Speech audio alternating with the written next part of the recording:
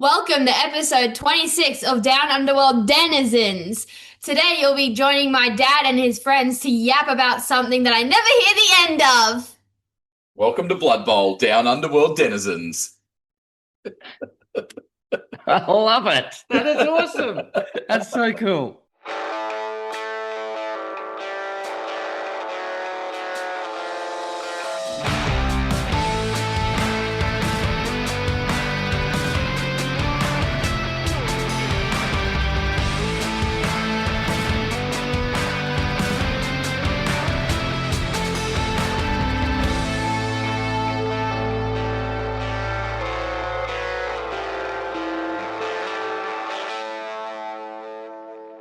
Hey, look, I want to begin with an introductory question. If you're organising a tournament roster, right? So you're going to a tournament, you're organising your roster, you've got 35k left over. You've bought your stuff, you've got all your players, you've got all your re-rolls or whatever you can fit in, of course. You've just decided whether to take it a poth or not, blah, blah, blah. You've got 35k left. What do you take? Wilts, Millsy, who wants to go first? Oh, I'll jump in. I always do. I think it's pretty easy now. It's a mascot and a coach, isn't it? That's 35k done. Now, explain why. I'm not disagreeing. I'm just interested in your explanation as to why you're leaping at a team mascot. Well, it's a potential extra reroll for 35k. That'll be the cheapest one you can get, other than a leader reroll. So, yeah, it's a bit of a no-brainer for me. And then you've got 10k left over. So, what do you do? Cheerleaders or coach? I usually go a coach. And of course the team mascot's gotten better. Under the previous edition, it was a 5+ roll to get a reroll, and now it's a 4+ roll. And of course, if you're playing orcs or humans, then if you are successful in using the roll, you can roll the d6, and if you roll a 6, you get to keep it. So it has that compounding effect as well. All right, Wilts, what about you? How are you going to spend that 35k? Well, if it really is only 35 the difference, then either there's something weird going on with the rules pack or they've been mistiered. But just a little note to add on to the team mascot is the current NAF clarifications let you team captain a mascot whether it works or not. But my only personal contribution to the discussion is you could have one coach or you could induce two cheerleaders instead. So the +1 assist on the kickoff instead of the chance to win a team reroll, that would be what I would look at. Also, cheerleaders are half price to induce them, but more full price to just buy them on your roster. Get the inducements. It's cheaper. Yep. Good on you, GW. I mean, I guess you could. No, you'd buy them if you know you're going to be the overdog, right? Yeah, you induce them if you know you're going to be the underdog, I guess is the point. And what about you, Wilts? How would you spend your 35k? Like, you've got 35k left over from, I don't know, whatever roster you're bringing, your Chaos Chosen roster, say. What are you going to spend that 35k on? Well, it's not enough to buy an extra linesman, so the team captain's the way to go. It's just that my contribution was that I'd go for the cheerleaders instead of the assistant coach. All right, you want to hear my answer? Mm. I think there's another answer that's a no-brainer. My answer What, is, do you want a weather mage? No. 3 prayers to Nuffle. 10k each. Oh boy, they are ridiculously overpowered for 10k each. I'd go that any day of the week. Now, That's assuming people allow them, and we already know one person in this room that has banned them from his tournament that's coming up next weekend. Oh, I don't know any. I haven't seen a tournament yet that's allowed them. There's probably some out there, don't get me wrong, but Lucha Bowl had them. Well, there you go. Yeah, and there was a big one in the UK recently that had them too. Yeah, had that been on my mind that they were allowable, I would have taken one. Yeah, I was listening to somebody having a bit of a moan that they were playing. I don't remember whether it was 5 rounds or 6, but they had moles on the pitch against them in 2 of their games. Oh, wasn't that just Stewie? No, it wasn't Stewie. I don't think he had them in at least one. Yeah, there you go. Stewie had it once. And as people have said, they're trained moles. They're clearly working at your request because they only impact one team. Like, it's not just random moles. It's only one team that gets affected by the mole. So clearly there's been mole training going on. Well, they've gone to the Bugs Bunny school because, like, all the times Bugs Bunny was underground with a magnet making golf balls move around. The moles are clearly trained by the same people. Yep, gotta be. Hey, speaking of taking wild inducements and making up the gap, we've decided to bridge the gap between here and Ireland. Millsy, Wilt, somebody want to fill our listeners in? Where have we appeared? We have been on Skulls for the Crack. Yeah, you might have listened to last episode when I gave them a bit of a shout out or a bit of a dig about their take on whether Slan are a thing or not. So yeah, we reached out to them, jumped onto their podcast. So please have a listen to their latest episode. You'll hear us talk about all the goodness that is Slan. And we haven't got them onto our podcast yet, but it is in the books, and we'll get them down the track. And yeah, hopefully they can eat their own words by that time, and they can come back and say, yeah, you know what, you guys were right. Slan are a good thing.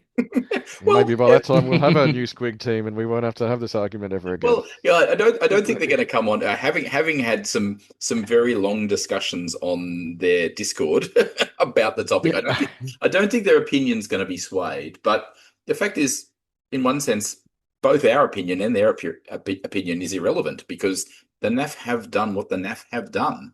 So why are we still debating it? I mean, the decision's been made. Well, this is the case, and one of the things that many podcasters you hear on many podcasts, and everyone keeps going on about. One of their main reasons for not putting Slan is because they're not official GW. My take on that is, you know what? They're not officially GW. So if you want to go to an official GW tournament, go right ahead. But to my mind, there's only like 3 or 4 of those in the world. So other than that, the NAF is hosting tournaments, and the NAF says, yeah, we're going to allow them in our tournaments. So the decision's been made. And they are let's official. move on. They are official in the NAF tournament guide. Go look for yourself. They are official. It's just NAF. It's also official to have a NAF tournament registered that doesn't have them. So Correct. If you don't want to see Slan at tournaments, go out and make your own tournament, and you can have it without them. Although the NAF do recommend that you allow them. They just recommend that you make a statement one way or the other, and as long as it's advertised and clear ahead of time, have it either way. Yeah, that's pretty good segue to Around the Grounds. Now, we have had Around the Grounds as a segment here on Down Under World Denizens for a number of our earlier episodes. You may have been listening that long, you may not have been. What we used to do for Around the Grounds was basically interview a particular coach or tournament organizer of another state or territory and find out about the scene in that area and ask them questions as our guest commentator for that episode. We're going to rebrand Around the Grounds for the next little while. Instead, Around the Grounds, we're going to talk about what tournaments are coming up in the next few months in each region around Australia that is playing Blood Bowl. So I'm going to kick off with an apology and a shout out to Russell John Cutting. Now, Russell John Cutting, as you may have been following along, won our painting competition with a limited edition miniature, which was a Ned Kelly inspired halfling. That is, he's dressed out in that bushranger outfit that's all made out of cast iron. His name is not Ned Kelly. His name is Fed Belly. I thought that's pretty funny for a halfling. That's pretty cool. So well done, Russell John Cutting. It's been sculpted by Pedro Ramos, and it is in South Australia coming up on the 30th of May. It is May Day 2 on the 30th of May, and if you register for that tournament, I believe part of Rego is getting one of these Fed Belly halfling miniatures that are sculpted by Pedro Ramos, and Pedro is hanging up his sculpting boots. He's retiring, so his miniatures are really being snapped up. He himself was commenting to me the other day in a conversation I was having with Pedro that yeah, his miniatures have been bought since he's announced his retirement faster than ever before. So yeah, at the moment, May Day 2 looks pretty big. It's 39 coaches last time I checked. And that, I think, takes it to South Australia's biggest one-day tournament. So, yeah, May Day 2. I think previously I'd said it's in Victoria. It's not. It's in South Australia. It's in Gawler. Millsy, fill us in. There's a pretty important one coming up here in Queensland. There's actually two important ones coming up here in Queensland. The very next one, which hopefully by the time you're listening to this, we've gotten this out in time, but it's coming up on the 16th and 17th of May. That's the Bundy Brawl. It's round 3 in the Queensland Series. Also round 3 of your chance to qualify for the Queensland the Death Rollers, our Queensland squad that we're going to be sending to the ASC. So as of Friday, I had 27 coaches. I have had one drop since then, but I have put the word out and said, look, yeah, if you've got a couple of people that maybe didn't get in on time, I'm happy to accommodate them. So in the 16th and 17th of May, we'll be rolling some dice here in sunny Bundaberg. And look, I really want to crack that 30 mark because that means more points are on offer for qualification. So if you're listening to this and it's last minute, but you still think you might swing it up to the Wide Bay area, it's not that far from the southeast corner of Queensland. Bundaberg is lovely. It is fantastic. I'm bringing my family, and Jane and Charlotte are going to hang around up in Bundaberg, going to Tina Berry's and the soft drink factory and places like that. There is a lot of cool things to do and see up there. Do encourage you, get up there if you can. Yeah, and then it's only a couple of weeks after that, we have another tournament here in Queensland. It's up the other end of the state. It's up in Townsville. It's Saints Sevens, so run by the Townsville lads up there. So it's a one-day sevens event on the 30th of May.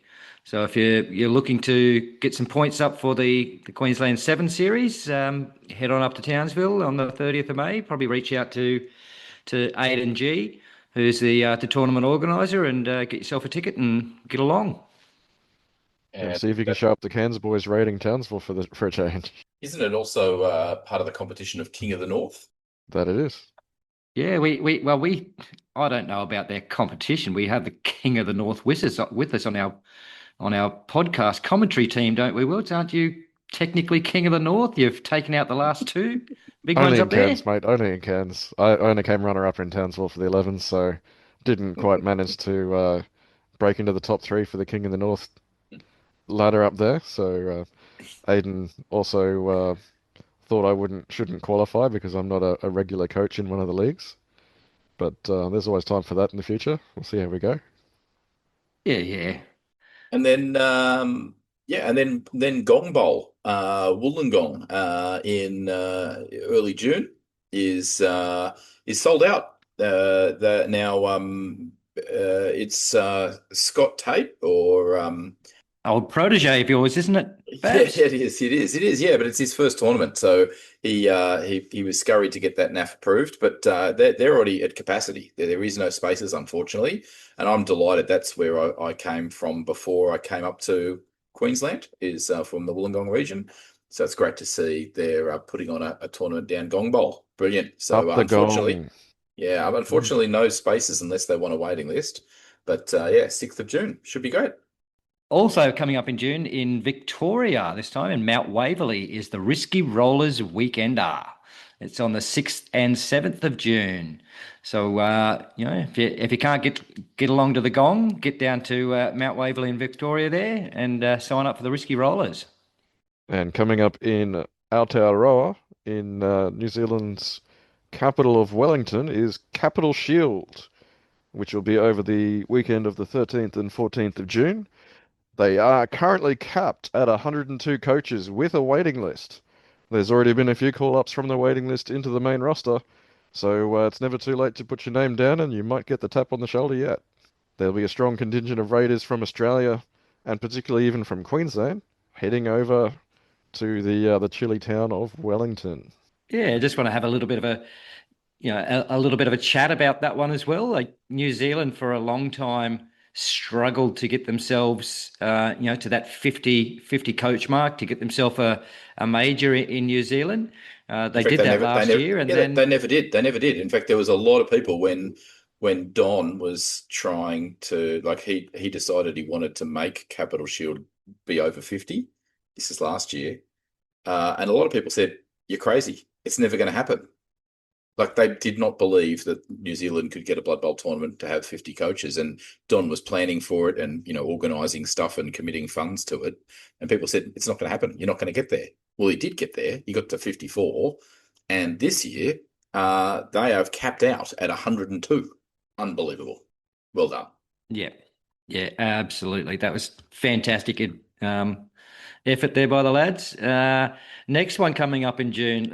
Wilts, I might have to let you talk about this one. You know so much about it. Well, it just happens to be the same weekend on the 13th and 14th of June. So, unfortunately, some of our Queensland Raiders going to New Zealand have overcommitted, well, committed to alternate priorities. But the same weekend up in sunny Cairns is Fumble in the Jungle. It's the third time that Luke's going to be putting that one on for us at the Wicked Goblin. It'll be a good time, I can guarantee. And this year we've also got a North Brisbane raiding team coming up to try and stop me getting the three-peat. Shout out to Ken and all the boys from North Brisbane. Yeah, good job, guys. They're doing the rounds for tournaments. That's what we want to see. Absolutely, and even for them, it's giving them more chances to earn points for the Queensland state team as well. So good to see them out and about. Maybe that might have had a deciding factor for a couple of them as well. Those lads are pretty good players. I don't know if they need extra help. Well, hey, yeah, it's another opportunity. I concur with Wilt, although I'm hoping we do see a three-peat personally. I'd love to see it. Oh, yes, bragging rights for sure. Yeah, take that, Nibble. And then Millsy, there's another big one coming up. Yeah, that was it for June. So in July we have one of the world majors. That's Eucalyptus Bowl. It's the 4th and 5th of July. I've already booked my tickets in. Stewie's booked his in. We've got accommodation ready for it. So last year's Uke Bowl was my greatest achievement. Top place human there, 11th overall out of 148, I believe it was. So I'm looking to go back strong. Probably taking a different team this year, but wanting to get another really good result down there. And I believe they're already at 91 regos, I think it is. So chances are they could top that 148 mark from last year. Yeah, get it. So you're looking to break into the top 5 this time, then, Millsy? Why settle at 5, mate? Let's go on the podium podium. finish. Let's go. Yeah, you heard it here now, folks. There was a team that came second at Cane Toad Cup that I think you might be interested in taking. Those little green rivet boys, yeah, they're on the agenda. Don't you worry. No. A couple of pogo boys on them. Well, actually, 12 pogos. Yeah, I'm fairly sure I'm locked in. I'm going to take Slan, but it is my year of taking things that I want to play and that I'm going to have fun with. And I have been taking Slan already, so if something takes my fancy, I'll switch it up and change it up. But yeah, at this stage, I do love that Slan, so it's probably what I'm taking. Eucalyptus Bowl is one of the best tournaments in Australia, bar none. One of the reasons I love it, out of many, many reasons, is its rule set. I do like the rule set where it's 125 TV and you buy skills out of that, as well as you play a cost. I think that allows a nice degree of flexibility there. Also, 6 games, not 5, over 2 days. That's good too. It is a great get together. It's a great venue. It's very central. There's a lot of people from all over Australia that come to it, and it is, of course, a major. So it's more points on offer for you to get that team nice and high in your little internet bragging rights points of the NAF. So what's not to love about it? James does a great job with lovely little swag every time. Some very collectible items. I do particularly want to just shout out that amazing coin that's on offer this year with a little apothecary token in the center that spins around. It's very, very swizzy. Yeah, it's also worth pointing out that if you do bomb out there, you do lose double points as well. So you get a chance to gain double points or lose double points. Well, that's true. You didn't need to point that out. Hey, and let's round out our Around the Grounds by just giving a shout out to a tournament I've not heard of, but it is coming up. Carnival of the Bronze Pig. I presume that's kind of a discussion about the pig skin, the ball, that is, the bronze pig. I'm assuming that's what it means. It's in Adelaide, South Australia, on the 18th of July. It's a one-dayer. So, yeah, Carnival of the Bronze Pig, South Australia. Yeah, there you go. And that rounds out our Around the Grounds, other than to say, of course, that we've recently had the first tournament, the first NAF tournament for a long time. I don't know, has there ever been a NAF tournament before in Tasmania? I know there's been another tournament, whether it was NAF or not, I'm not sure. But certainly, Yeah. certainly the first two-day tournament ever. And Deliberately. that's yeah, The deliberately, first deliberately. intentional 2-day. Yes, Yep. and that's Lucha Bowl, and a very own Stewie from our local league, and regular guest commentator on Down Under World Denizens went. So why don't we actually cross over to him, where he can talk a little bit about his goal for 2026.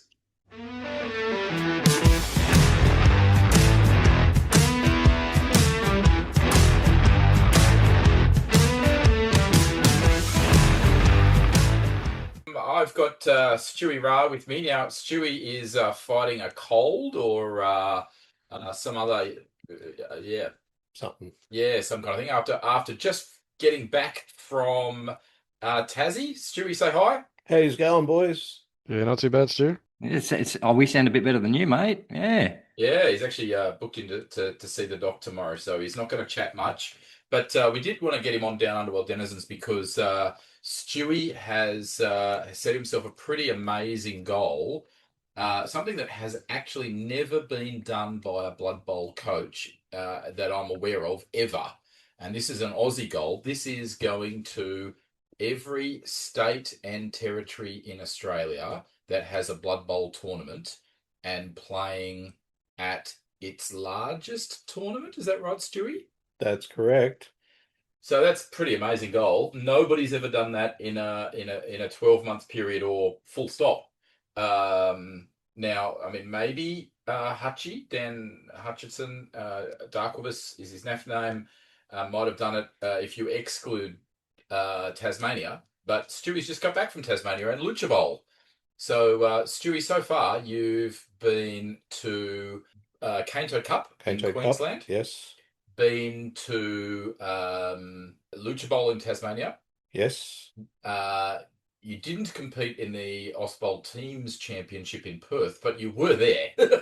I was there in spirit. But also booked in for Bush Capital Bash at time of recording, a week's time. I will fly out Thursday week to Canberra. Yeah. Going to Eucalyptus Bowl. Yes. Going to Big V. Yes. And Southern Shrike Bowl. The plan is to do Southern Shrike Bowl and the Bush Chook Cup in Perth. Brilliant.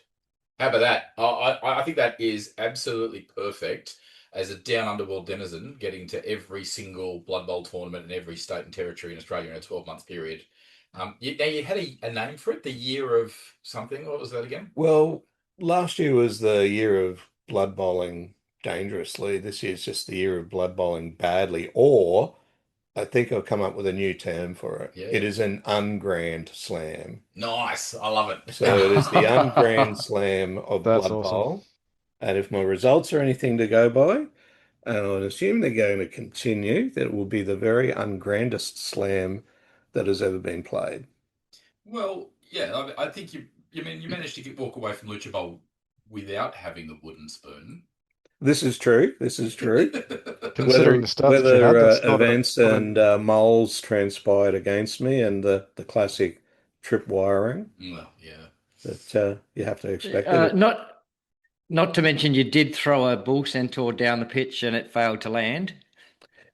Absolutely, only one throw teammate effort was made, and it was in the last game because there was no more opportunities to yeet a player downfield, and failed the initial roll, loaned it, and then rolled a magnificent pass. However, with no rerolls left, that poor old bull centaur just rolled a 1 to land that and fell over, dropped the ball. And did he break his own armor falling face first? No, he didn't. He was a very, very sturdy bull centaur. So he managed to not pull a halfling then? No, he was a fulling. But how awesome is the goal? I think as a Down Under World denizen, I just think it's an absolutely amazing goal, and we just all want to stand here on the sidelines cheering you on. So do we make sure that every tournament from now you've got to take one cheerleader for each of us? Is that right, Millsy and Wills? If we can I find like space that for it. idea. I wonder if the 3D printers could come up with a Babs, Wilts, and Millsy miniature just to have. Or we could just do the old classic cardboard standee. Well, mate, Yeah, I do know that'll the work. ugliest Blood Bowl miniature that exists is the ogre cheerleader that looks like a male ogre in a tutu. And let me tell you, me in a cheerleader skirt is definitely right up there. Oh, Babs, there's an image I don't want as I go to sleep That's it. tonight. All our listeners now are cringing. I'll just edit this whole segment out. That might make the editing flaw yet. Stewie, Yeah. it's actually really easy. You just take a Dark Elf, a Slan, and a Orc Biggin, and that's your 3 cheerleaders, right? That's us.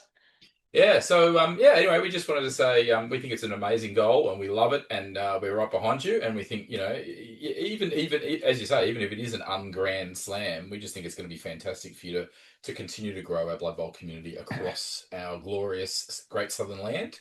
And by you being at all these tournaments and just connecting with these people, I think it's an incredible goal that will help bring us all together. So I am genuinely very thankful that this has been your goal for the year, and I think it's amazing. Yeah, I'm pretty much looking forward to getting to Canberra, and the connections, as you say, Babs, like forget about winning or losing, and we all want to win, don't we? But it's the connections, catching up with people, saying hi again. Wilson, Millsy, you guys know what it's like. And, we've got a few Queensland tournaments coming up. Unfortunately, I'm going to miss the Bundy Brawl because I have committed to this crazy adventure of getting to the big tournaments in every capital city. But yeah, we've got some other road trips coming up where we'll get some laughs in anyway. Yeah, Yeah, we've and got Fumble in the Jungle in June, so that's not that far away now. It's creeping up quick. It is indeed.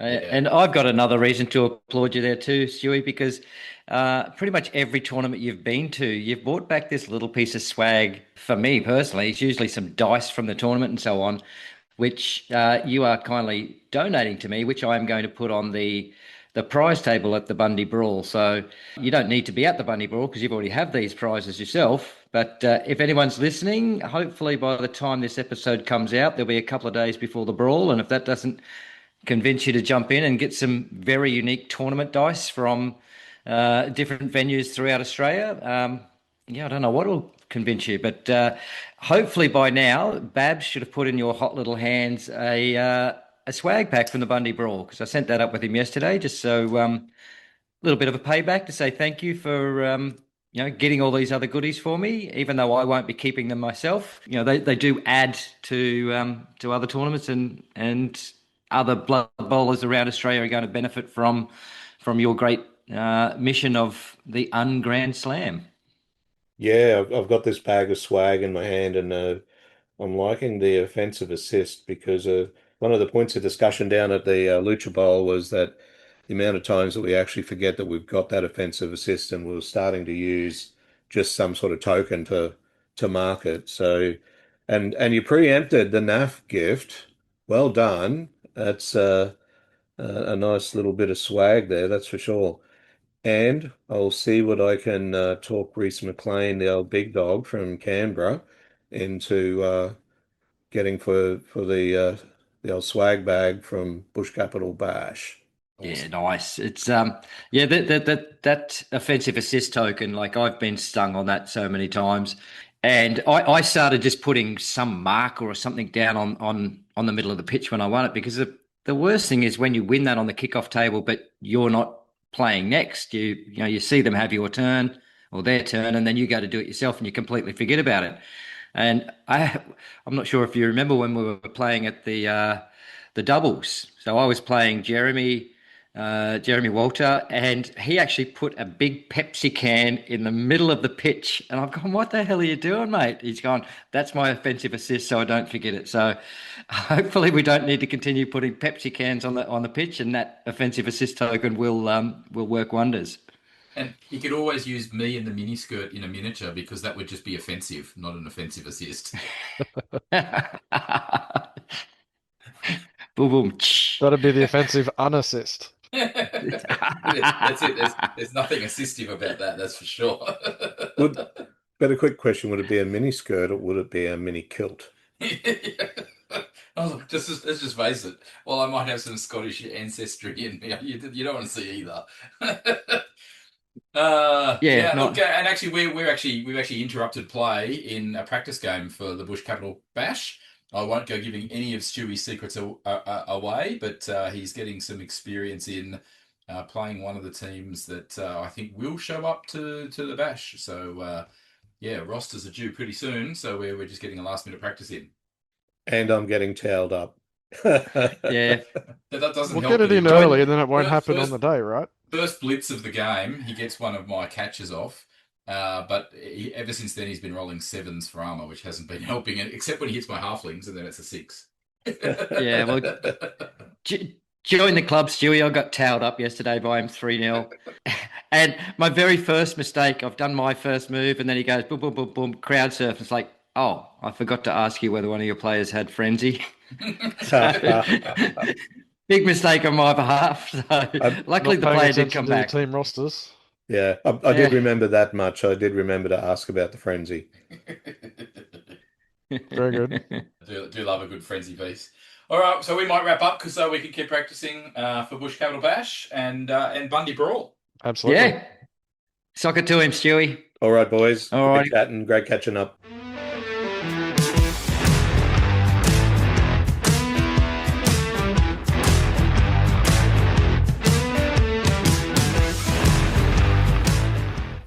All right, and let's just we like to kind of focus on 4 different areas in Down Under World Denizens. We like to talk about what's going on up here locally in our local league from time to time, and then we'd like to talk about what's going on in both Queensland and Australia, and then we like to talk about what's going on globally. And globally, there's actually 3 very significant rule sets that are all actually impacting what's happening with NAF results right now and win rates. And obviously the new edition's fairly new, and trying to work out which teams belong in which tiers is a great challenge for all tournament organisers at the moment. The 3 rule sets that are exerting influence upon those win rates right now are the Euro Bowl rule set, which is now just recently been finalised. So that's now locked in. So the tournament for Euro Bowl. And our very own one-dayer, the North Brisbane Blitz, was actually using that rules pack. So there's a lot of tournaments around the globe practicing using the Euro Bowl rule set, so it has an influence. Another one is a Moracle Cup, is a very, very big tournament. 330 coaches, I think. 336, something like that, coming along to a Moracle Cup, teams of 4. That's happening in about, I think it's the same weekend as Capital Shield and Fumble in the Jungle, actually. I think it's 13th and 14th of June. So it's got quite a generous rules pack. It's 1.15. And so again, there are lots of practice tournaments, including some in Canada and some in the US are practicing for a Moracle Cup already.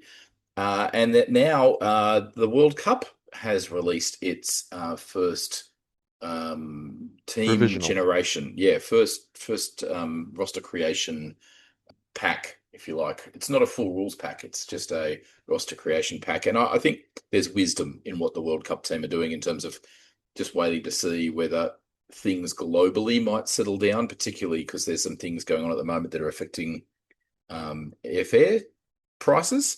And so if that all settles down, maybe we can get back to sane airfare prices. And so holding off on announcing the exact dates, I think, is the right decision by the World Cup team right now. And I like the fact that they're kind of keeping us in a holding pattern. In fact, I actually want to reach out to them and have a little chat to that organising team on their Discord in the next couple of days about us going. So that'll be super cool. But yeah, all those 3 rules packs are influencing the win rates, and we've got some win rates here, and I thought it'd be worthwhile having a little discussion. Yeah, so I'm just going to rattle off what the data is currently saying are the top 10 teams and maybe the bottom 2. All right, so top 10 teams, top Well, of the the bottom pops. 2 won't surprise you. Well, top of the okay, maybe I'll go bottom 4, maybe. But top 10, top of the pops right now. Not a lot of games, although still, yeah. And I think it's being a little bit influenced by the old roster. But High Elves currently got a 57.2% win rate, and they've come in on top spot. I was trying to analyze that data, just looking at the data since the new team dropped, which obviously was fairly early March. It's more like 57.8% looking at that data there. Then in second spot, Old World Alliance on 56.6%. Number 3 spot, Humans, 56.4%. Orcs in number 4, 55.5%, tied with Dark Elves on exactly the same. Slan rounding up out the top 6 with 53.5% win rate.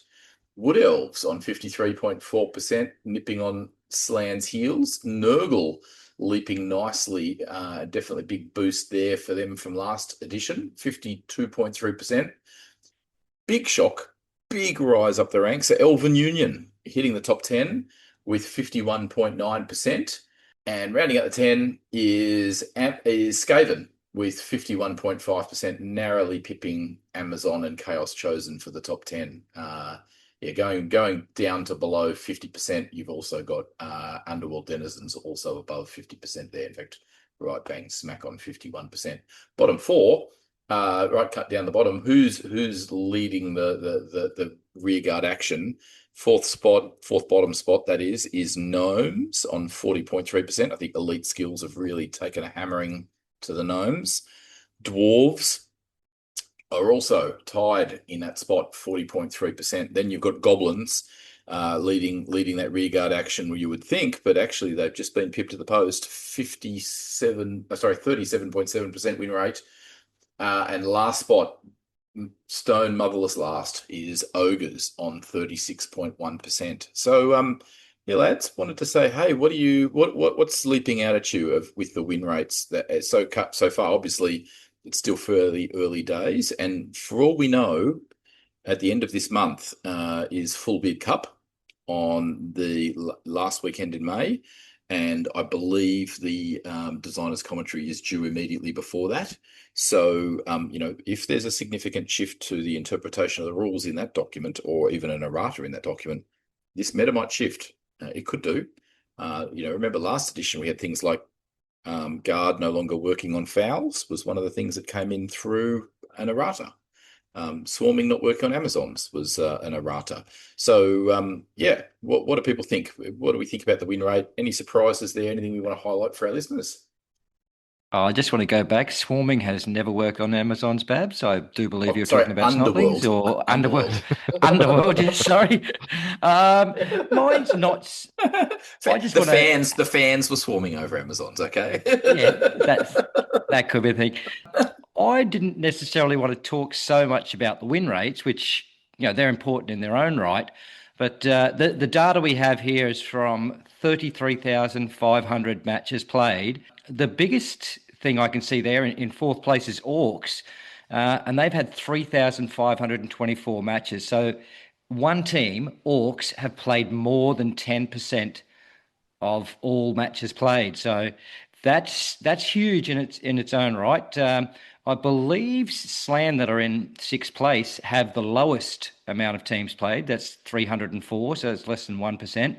Yeah, so there's been a few. You look at Amazons, which were kind of always up there in the previous meta. They've dropped down to 846 matches played. So I think some of the reason why these teams are performing, or maybe not performing as where they used to, is that the meta has shifted and people have jumped away from them. But you can't rule out 304 Slan matches and they're in sixth place, or Elven Union only have 523 matches.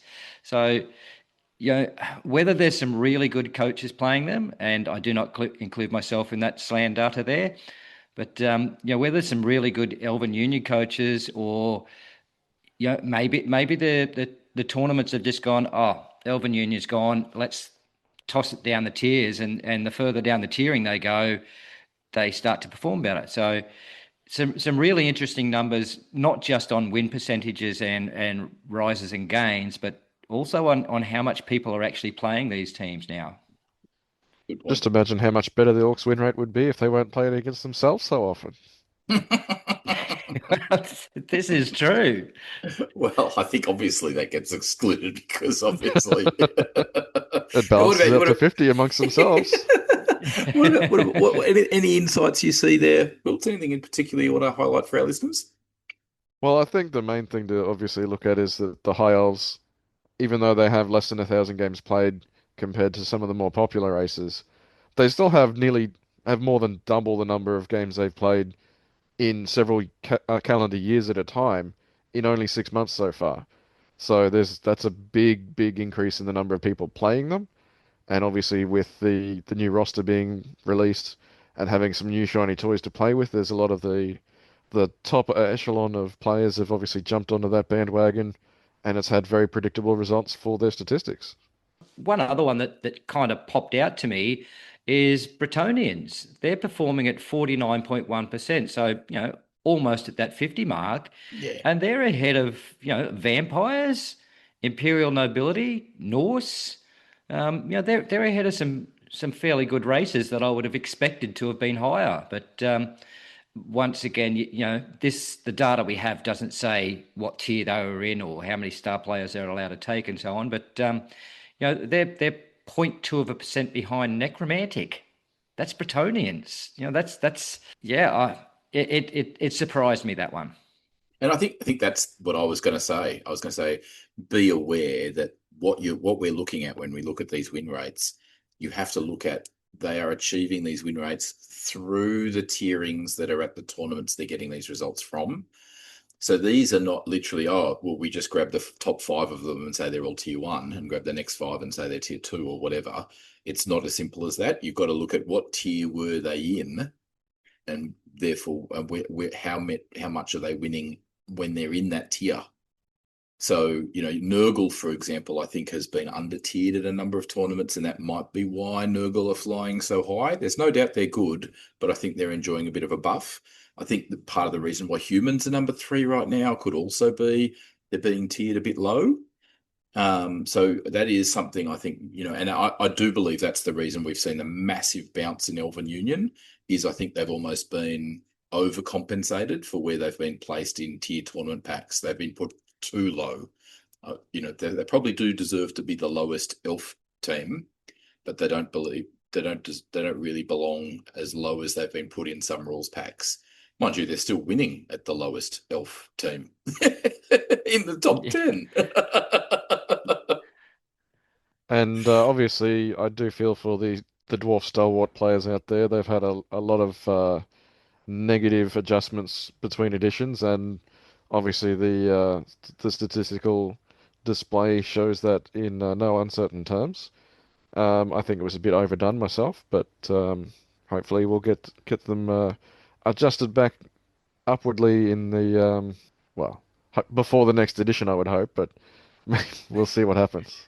Yeah, We'll see what happens. I think there are some interesting, no-shows too. Like Millsy mentioned vampires, right? Like they're in the bottom half of the table. I think that's a surprise. I think I'm surprised that Tomb Kings aren't winning more than they are, although they're still respectably middle of the pack. Tomb Kings, you've got to remember, comes in the box set, and generally speaking, newbies buy the box set. Oh, there's a team in here, I'll play that. So, and that was always the case. I know a number of years ago that orcs were always lower than expected, and everyone that you spoke to at the time said, yeah, it's because they come in the box and new players will play them, and that will bring the data down. But going back to that vampires, only 512 matches played. So I think, with the change to Bloodlust and the change to the other teams being like the flavor of the month. I think people have just stepped away from vampires. And if we had those players that were playing vampires last year and winning, still playing vampires now, I think personally think that number should be a bit higher. But yeah, A couple other shout uh, outs. I'm really surprised Imperial Nobility are as low as they are. When you look at it on paper, they had about 5 different buffs and 1 nerf. The one nerf they had was that their bodyguards dropped a point of movement. And they had lots of significant gain, but yet they're really quite low in their win rate.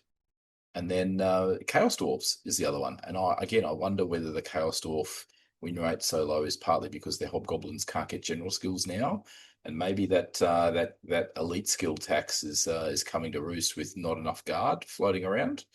But yeah, really low win rate there, 44.4%. That's a surprise to me.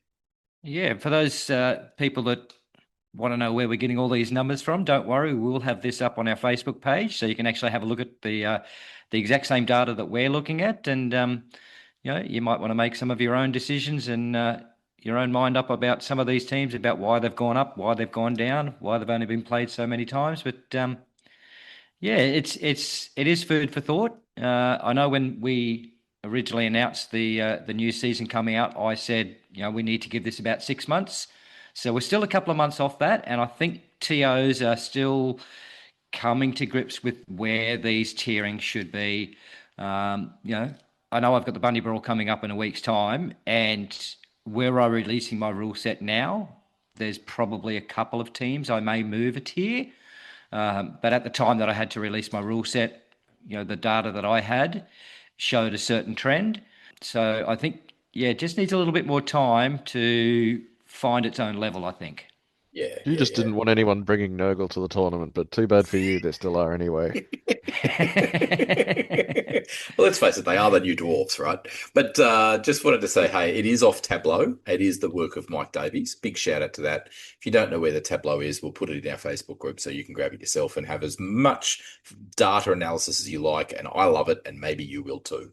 Hey, look, I just wanted to give an update to our listeners. We, as you know, we managed to interview none other than Jervis Johnson in episode 24. If you haven't listened to that episode, you're really missing out. You really should. But one of the reasons we managed to get Jervis on was to talk about Dreadball Allstars, because obviously we're not exclusively a Blood Bowl podcast. Obviously it is our primary game that we do discuss, but we love to talk about variants of that game, and we love to talk about other fantasy sports board games, of which there are quite a few, one of which is Dreadball. Dreadball Allstars had a Kickstarter recently, and I'm delighted to say they ended up with over 1,000 backers on that Kickstarter. In Australian dollars, they raised over 315,000. So that's pretty impressive work. Actually did better than Dreadball 2 did. So in its Kickstarter. So if you were really interested in getting into Dreadball Allstars and you missed it, don't fret. When Dreadball is finally produced, and I believe, Millsy, you were saying it's going to be 2027 sometime. Yeah, it did say when I went on to the Kickstarter to do my pledge that it would be early 2027 before we actually received product. Yeah, I know that with other things that Mantic has done, that after their Kickstarter has raised everything and all of the people who had pledges in, they all got all their stuff. Mantic do actually keep producing and put it on their shelves. So I believe that it will go onto the Mantic website at that time, yeah. Yeah, and I believe it'll be available for stockists in friendly local gaming stores to stock. So, yeah, if you won't have missed out. The only thing you'll have missed out will be the Kickstarter exclusive items. But yes, Dreadball All Stars will be available everywhere you purchase your other board game products. Yeah, and speaking of something that may or may not be available anymore, someone got an update on Blood Bowl 3 for us. Yeah, I did manage to get a little update. Now, they have decided, rather than just to leave the game in hiatus or in a kind of a waiting period while Warhammer Blood Bowl is finished, they have released a new season. So this new season is very unique to Blood Bowl 3 in that every other Blood Bowl 3 season has been the release of a new team. There is no new team with this. However, that said, there are still 24 teams available to play in Blood Bowl 3, which is a pretty good number. They certainly were getting there. And they have promised that in Warhammer Blood Bowl, there will be 26 teams to play, which will, of course, be adding Bretonnians and Tomb Kings to those teams they've already released. And their official word from Cyanide is that it is still coming, but it's just moving at a slower pace. And so they've run this new season called Overtime season. It's going to run for 3 months. So, yeah. So I think the idea is that at the end of that 3-month season, we'll get the launch of Warhammer Blood Bowl. Now, exactly what's happening with Cyanide in terms of the financial woes, we haven't heard any update. I wonder whether maybe it's a case of, given that the company's in financial trouble, whether some of their developers might have left, and so that's why it's slowed down. That's purely speculation on my behalf. But I do think there are some evidences that certainly things are moving at a slower pace than were originally anticipated. For example, the Sevens variant, the Rumble, there was a demo or a trailer expected for that. And we haven't seen that. It's just not, there's been no announcement on why or what's happened or what's going on with that. So I'm expecting at the very best case scenario, it's just happening, but at a slower pace. Certainly the official word is that it is still planning to go ahead for Warhammer Blood Bowl, and presumably that Sevens variant will still be a part of it. But we'll just have to wait and see. Yeah, I do worry about Blood Bowl 3 a little bit. I know in our own local league, people were itching to play the new edition. Even a month after it dropped, we were still wrapping up our previous season, and there was a little bit of pushback from some of our regulars saying, frankly, I don't really care about what's going on in season 4 of our local league. I want to hurry up and get to our new season because I want to play the new rules. My worry is that people are just going to drop off Blood Bowl 3 because it hasn't updated to the new rules yet. I think the longer they leave it, the harder it's going to be for everybody to jump back on board when the new edition does come. Potentially, yeah. And if you let your active number of users drop too low, then it's always difficult to get them back again afterwards. Can be, yeah. Online players can be fickle, or so I've heard. You wouldn't know anything about that, would you, perhaps? Nope. Mate, I don't have enough time for my Blood Bowl hobby on tabletop, let alone online. Hey, speaking of things that have been updated, there is something that has been updated that I'm super pumped about. Beach Bowl is back, updated for 2025. Now, the NAF have released this saying this is the first of the variants they're updating, and they've decided to do it with Millsy's favourite, Beach Bowl. Well, I don't know. Beach is it your Bowl. favourite, Millsy? Well, any version of Sevens is, but Beach Bowl's my little baby. I love that one. And it's interesting that the last update that they had, it came probably 2 or 3 weeks after I'd put in my NAF to try and get my Beach Bowl tournament NAF. What's the word? Approved. That's the word. So, and a couple of the little changes that I had, I noticed one exactly the same and a couple that were very similar. So I'm not for 1 second saying that the NAF stole my ideas, but there's probably some convergent thinking around the world. People playing this. One of the things that I had was that the go for it's being changed because I did some play testing with it against poor old Stewie and did 3 one-turners in a row. I one-turned off from my kickoff, or when he kicked to me, and then he dropped the ball and I'd one-turn it again, and then second half he kicked to me. So literally 3 kickoffs in a row I did a one-turn because I was playing with Skaven, and that was completely broken. So I changed up the go for it rule, and the NAF variant has done very similar to that. But they are still running with 4 positionals, which is what Games Workshop came out with in their Death Zone supplement.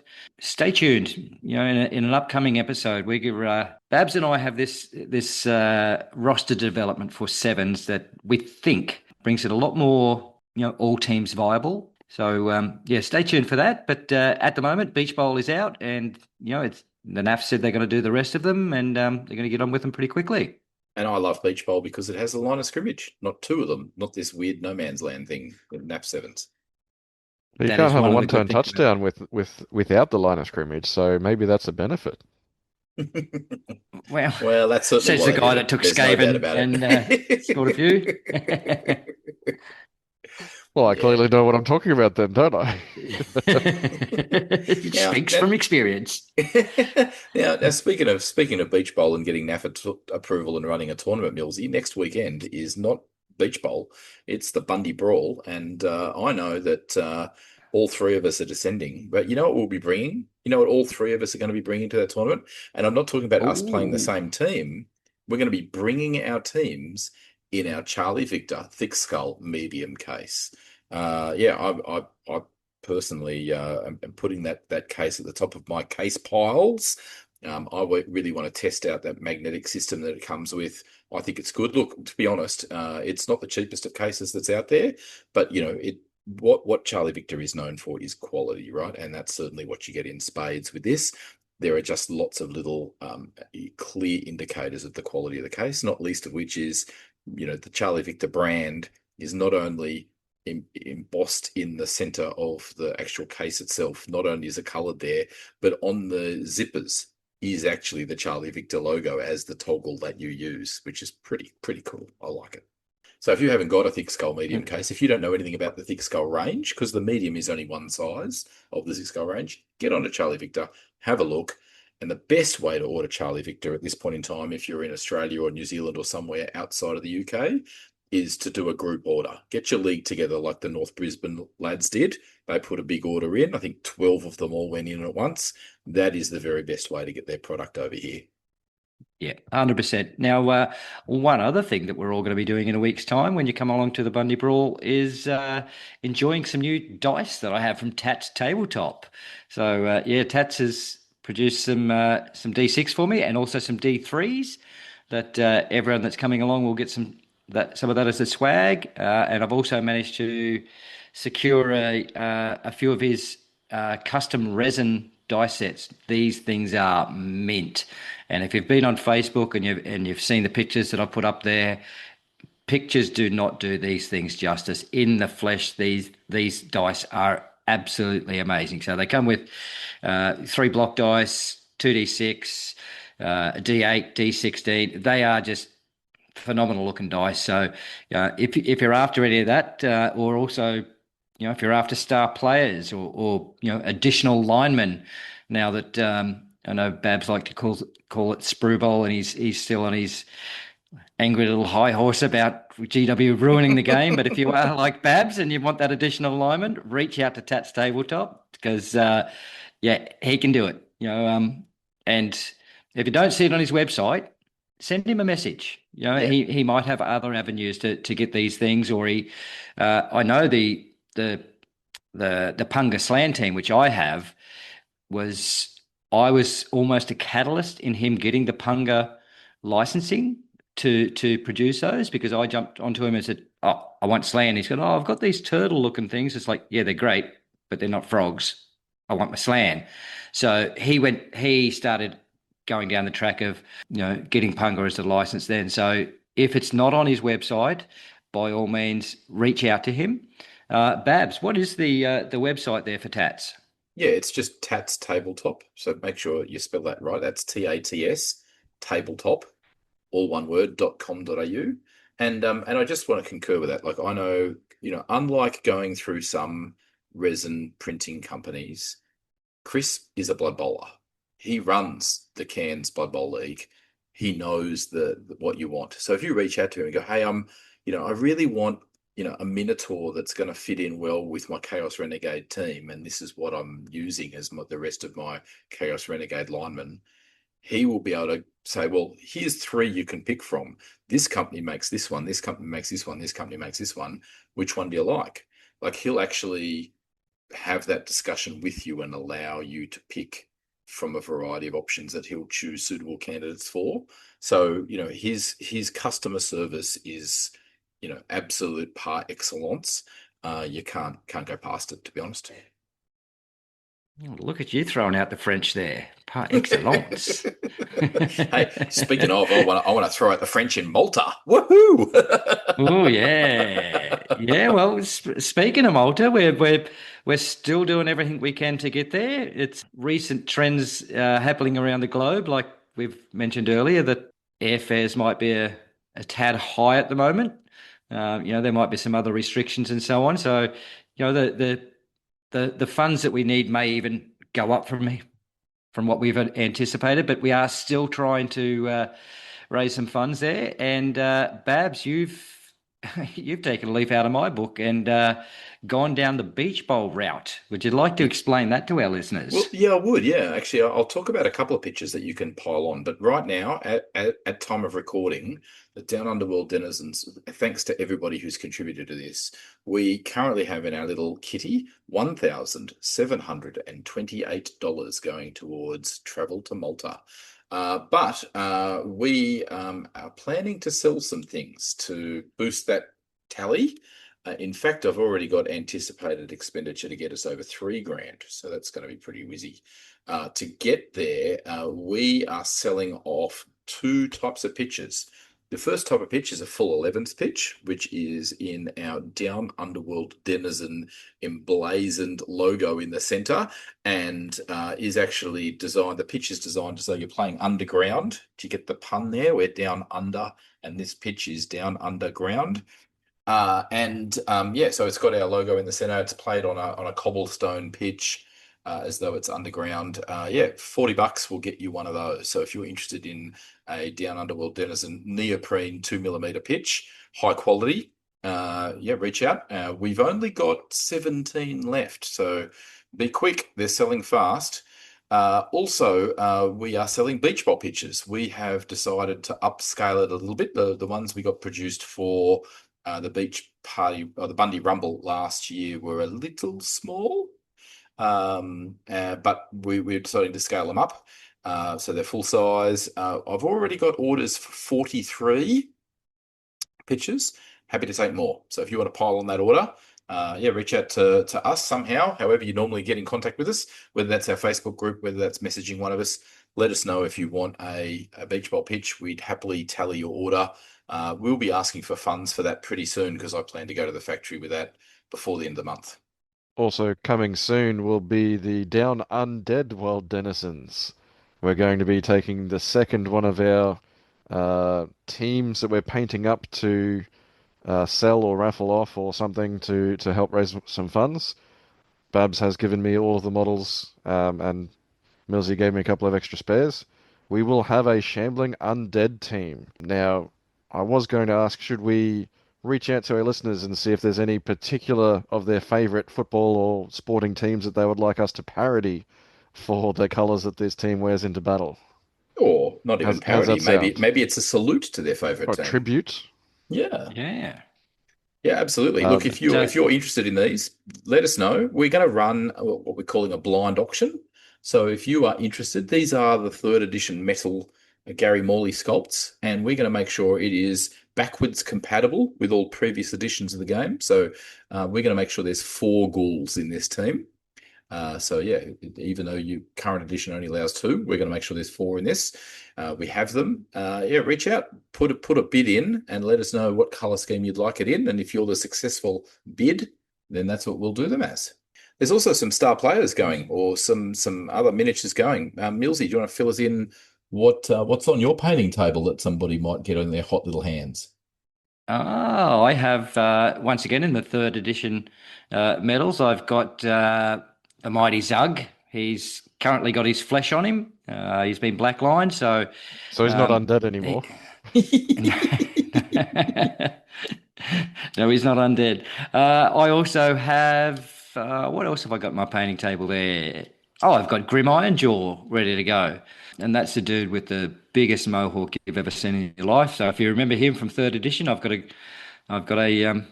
Grim Ironjaw there as well. And Babs, I think you've got a couple I've handed over to you to do. Yeah, a couple of greenies. I have Nobbler Blackwort with his trusty chainsaw. I think was the chainsaw's name Bitey? It had a name. Maybe, or Anyway, not Black. We've had several over the years. Yeah, maybe it was Yeah. choppy, whitey, choppy, something like that. And I also have Fungus the Loon, so I'll be painting up those two. And if you're interested in either, now unfortunately I did have a third, but I've already sold it. So big shout out to Neil Blackbird Sims, who reached out and said he wanted Jordell Fresh Breeze from us, and so that's already been shipped. Now Neil obviously didn't want my paintwork on it because his is far better than mine, but that's the caliber of people we have snapping up these teams. If you want a third edition star player or you want the Down Under World Denizens, then reach out. We're keen. And if you want to know the quality of paintwork we produce, even though we're podcasters and we talk, we actually don't do too shabby a job painting either. Jump onto our Facebook group and have a little look at the Down Under Wood Denizens that we already have painted up for a very happy client. Alrighty, and continuing what I think is now part 3 of our tournament and league roundup of what you need to know, what you need to do if you'd like to get one. We have kind of a specialist here in our Gerbil League that has run many tournaments in 40k and in Infinity. So we're going to welcome Wonna on to have a bit of a chat about all things tournament related from a TO's point of view.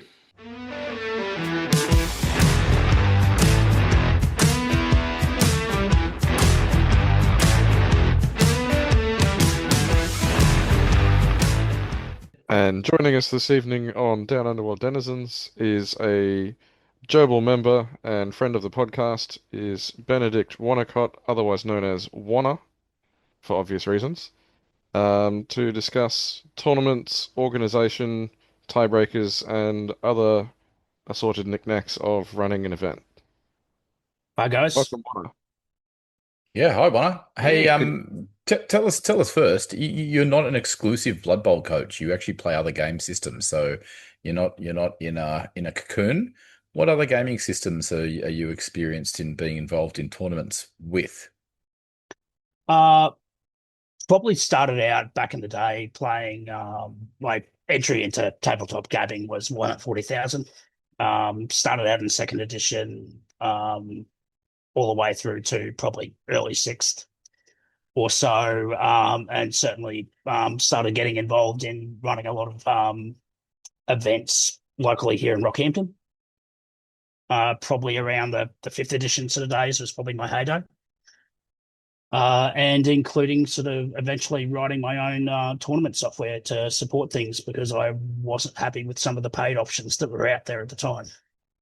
But that's not alone. What else? After I moved away from 40k, I dabbled in a few other sort of systems and eventually found my way to Infinity, which I guess up until the last sort of few years and probably still is my major sort of gaming system. Though I think these days Blood Bowl is pretty even with it. Nice. I was going to say, wash your mouth out. yeah. He's one of those guys, is he? So you've competed at tournaments for Infinity. You've competed in tournaments and helped organise Warhammer 40k tournaments, and in fact, you've written software for Warhammer 40k. So talk us through, if you're running a tournament, maybe it's your first time, or maybe it's something you still don't feel like you're an expert in. What advice would you have for a potential tournament organizer? Have realistic expectations. Look, particularly if you're not taking over an existing sort of tournament, you're starting something new of your own, start small. Also, have a team around you, have friends, other players who can help out and step in, because running an event, particularly once you start getting into your 2-day events with anything above, say, 16 players, the amount of time you need to spend as a TO will increase, and you're increasingly probably not going to be playing yourself. And I'm sure everyone else here in the chat, either sort of Millsy and Babs are running your own events in the past would agree. So what about, talk to us a little bit about tournament points. Do you have a preferred system that you would recommend for a tournament organizer? Because, the number of points for a win, number of points for a draw, number of points for a loss, bonus points? Is there any advice you want to give us in that area, that field? This is a tricky one because it varies so much from system to system. Certainly back in the day when we were running sort of 40K events, we would often have a score out of 20. So if you completely obliterate your opponent, you're probably going to get a 20-0 sort of score, whereas a draw 10-10, and you'd vary around those. But back then, certainly, there is a combination of your games as well as a sportsmanship score and a hobby sort of score for painting and a few other sort of things that then would go into a total. So we actually ended up with, hey, you might have best overall and then like a best general prize, and those being often two completely separate people, where you'll have someone in rock up, they may be playing with an unpainted sort of force, won all their games, but they're not going to take the best overall because someone slightly down the ranks has come along with a beautifully painted arm. And that was an attempt back then anyway to try and balance the hobby part of the game as well. Yeah, but Blood Bowl doesn't do that, does it? I mean, there's no, any Not painting really. award is completely separate to your win Yeah. record. And I certainly can't comment as to what scoring systems you use for Wonna events these days either. Infinity was certainly and is very different, where it's a very mission dependent game. But at the end of the day, almost pretty much all missions are scored out of 10. That gives you an objective point score. Based on how much you win will determine your tournament point score, which is usually, I think, 4 points for a win. But then there's bonus points. So if you lost by less than two objective points, you got a defensive bonus.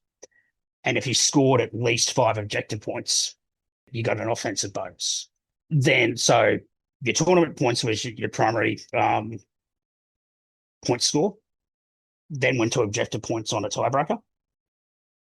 Then after that, it went to a victory point score as a tertiary tiebreaker, with victory points, unlike many other systems, actually being based on the number of points of your force that you had surviving at the end of the game, not what you'd actually destroyed of your opponent. So it put this incentive on actually playing the mission, but also surviving as part of that process. Rather than ignoring the mission just to stomp people. Stomp faces. And in fact, the missions are so designed that I'm guilty of it myself. I've baited other players. I've seen other players be baited into it. I've baited them into it. The blood gets up. You're focusing on murdering your opponent's sort of forces and not playing the mission. And a lot of missions actually end if someone's force is too far gone. They go into retreat and the game ends there. So you can't just tabling your opponent won't give you the win necessarily. So let's try and apply it to Blood Bowl. I mean, the two systems I've kind of seen is your win, draw, loss point score is quite high, like kind of, 50 points for a win, 20 points for a draw, 10 points for a loss, or just a few points, like, literally, 3 points for a win or 5 points for a win. And that depends partly on whether you're going to have things like touchdowns and casualties add single digit points to that total, or whether they're going to be a tie break. Do you have a recommendation in that space? I've only really been, I guess it probably is, it's 5 years now I've been playing Blood Bowl. My preference is for tiebreakers. At the same time, you still want, whether it's 50 points or for a win or 6 points for a win, it's the proportion across the entirety of your scoring that really matters. And then you're going into, I think, then into a tiebreakers situation as well. I think as well as strength of schedule, which is certainly something that Infinity doesn't really use. And certainly 40K back when I played regularly wasn't using, but increasingly I know is being used more often now. So talk to us about this. Infinity doesn't use a strength of schedule. It's usually one of the most common ones in Blood Bowl. So, if I'm in an Infinity tournament and Yeah. I've got 5 wins at the end of the tournament and somebody else has got 5 wins, what do they use as their determining system? In So, Blood Bowl, like I said, we use the strength of schedule. So what do they use in Infinity instead? so after the tournament points, it'll go to the objective points. Now, which is why certainly in Infinity, if you were playing a event with large number of people attending, you are gunning for those 10-point wins every single game if you want to take out the event. After that, it will go to the victory points as a tertiary tiebreaker. Okay, so it's kind of like wins, touchdowns, casualties. Is that kind of the equivalent? Or in this case, how least number of casualties sustained. That's actually probably well, that's probably actually a better comparison as far as Infinity compared. It's the least casualties that you've let go would be the equivalent in Blood Bowl. Yeah, and I guess as a tournament organizer, you can set up those tie breaks or those methods for determining a rank within the same number of overall win points. And realize as well in Infinity, the victory points are usually out at 300. So you've got a lot of variation. In Infinity or even 40K back in the day, does head-to-head matchup ever come into that scenario of determining winners? Again, both systems heavily use a Swiss pairing mechanism. So round by round, you were sorting by battle sort of score, such as it was in 40K back in the day. And Infinity, you're sorting by your tournament points descending, then by the objective points descending, then by your victory points descending in that order, and using that to pair up your matchups based on, well, ideally that they haven't played already in the event. Do they have any system to work out who plays in the first round, or is it completely random? As far as I know, it's still completely random. Though, of course, like with Blood Bowl, with any other system, you're doing your best to make sure that that players from the same leagues or same sort of player groups aren't going up against their regular opponents first round. If they happen to line up against them later in the event, tough beakies, one of you needs to learn to play better. Yeah, I usually get babs in the first round. Well, which one of you didn't put your league name into the Till play roster then? Well, that's it, That and I was think that's me. the tip. That's the tip: is make sure all the coaches have actually put that into the various systems. So both Blood Bowl Tournament Manager and Tour Play will deal with that, and I think pair them up in a way that they don't have to play each other first round. Yeah, I'm pretty sure that's the system they have. And just prior off air, we were having a little chat about there are some tournaments out there that have or offer grudge rounds where that if you want to or they use the word grudge, but if you want to if you haven't played someone before or if you played them 10 years ago and you want to have another go, some tournaments offer that. And we started to have a little bit of a discussion about would there be some gamers out there to try to game the system and try and get a relatively easy coach to go up against in their first round and just go, oh yeah, I want to grudge you, it was so good fun, but maybe they were trying to game the system. In a sense, does not going up against someone in your own club or group, does that fall into the same system that you're manipulating this completely random first round? Like, I'm not saying it's good or bad. It's just, there's food for thought in some of those areas. And if you are using a strength of schedule system, then not playing the strongest player possible every round doesn't necessarily mean you're going to win any tiebreakers at the end of the day. True. I was This going is to say also true. I was going to say Bevan back in the day that we used at CanCon and a number of other tournaments actually didn't just do pure Swiss pairings. It actually considered which races you'd already played at the tournament and made sure you were playing a different type of team each round. So it wasn't just people groups. It was actually trying to make sure everybody had a positive experience and not have, orcs 4 games in a row. The other thing I was going to say too is I think if you are going to allow grudges and you are going to allow people to pair up in the final round, first of all, think about your software. Not every software will do that easily. But lastly, I think the best time to do it is not first round. I think it's last round. And you make sure that, those people who are still eligible for a podium finish are not able to. I think that's just a far fairer system to make it the last round. And that also means that you might have had a terrible tournament. You can finish by playing one of the Gibbses, and have a positive finish. Oh, yeah. They are the coolest people to play against. Zach and Sarah, shout out. Love you guys. I'd definitely prefer to play Gibbsy in the first round. That's way better. Because once you've had a game with one of the nicest gentlemen in the sport, the whole weekend's already a win. So whatever happens after that doesn't even matter anymore, right? This is true. This is true. I've never actually seen that in any other system where grudges actually being the last match, and it actually makes a lot more sense.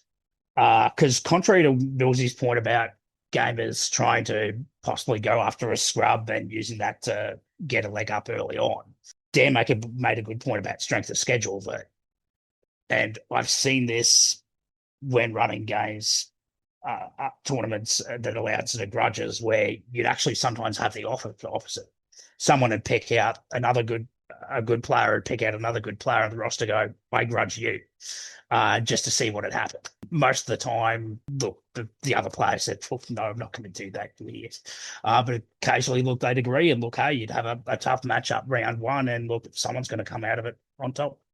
Yeah. Well, let's go to the other end of the spectrum. So we've talked about, grudging who you want or not playing someone in your own league or that sort of thing.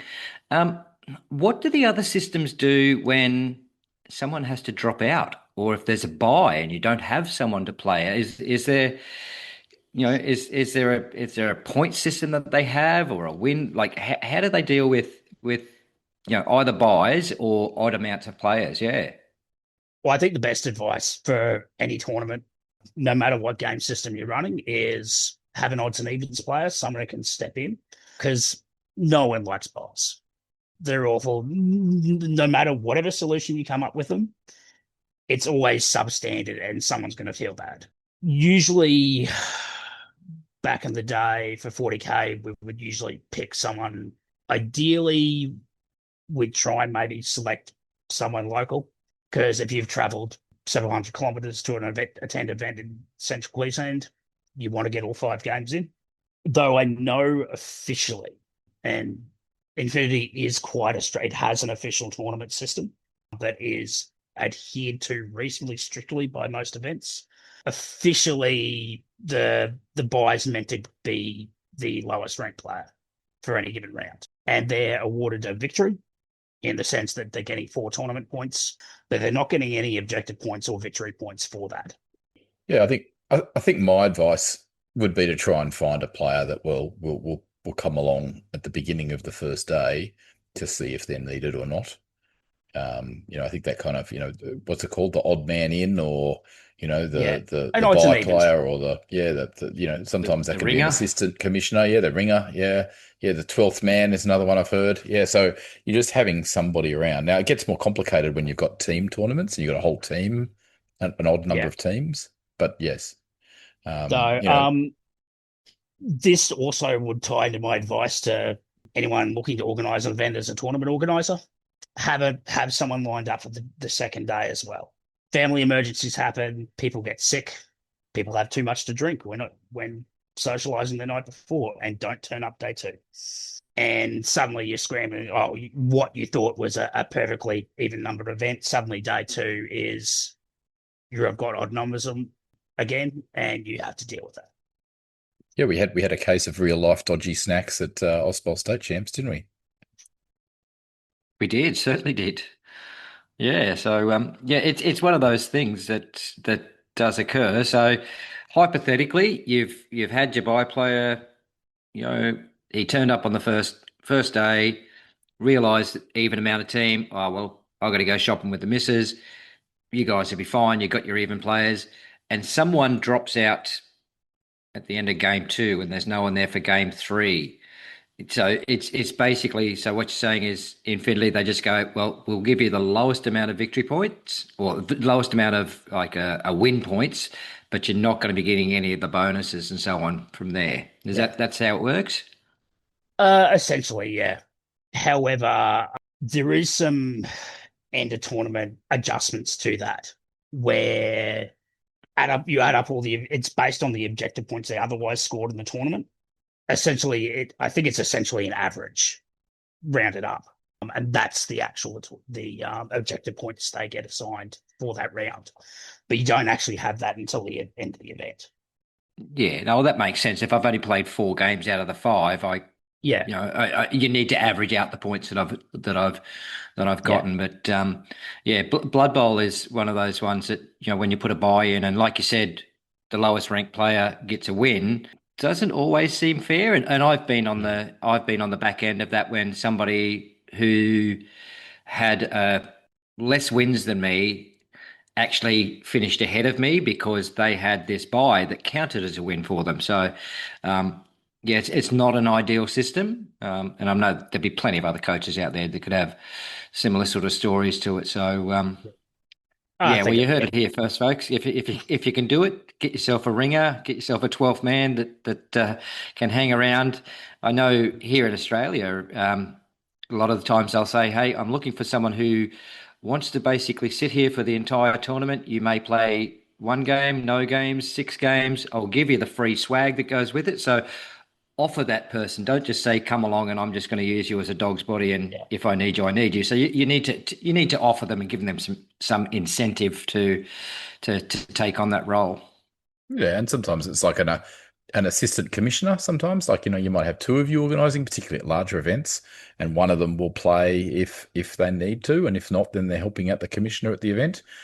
Fortunately, the tournament organising software like Tour Play is so automated these days that you can actually play as a tournament organizer up until a certain size anyway. So, worst case scenario, you could do that, particularly if it was the last round of the day and you could check your results after everybody's gone home. But yeah, you do want to make sure that you have somebody lined up if that's at all possible.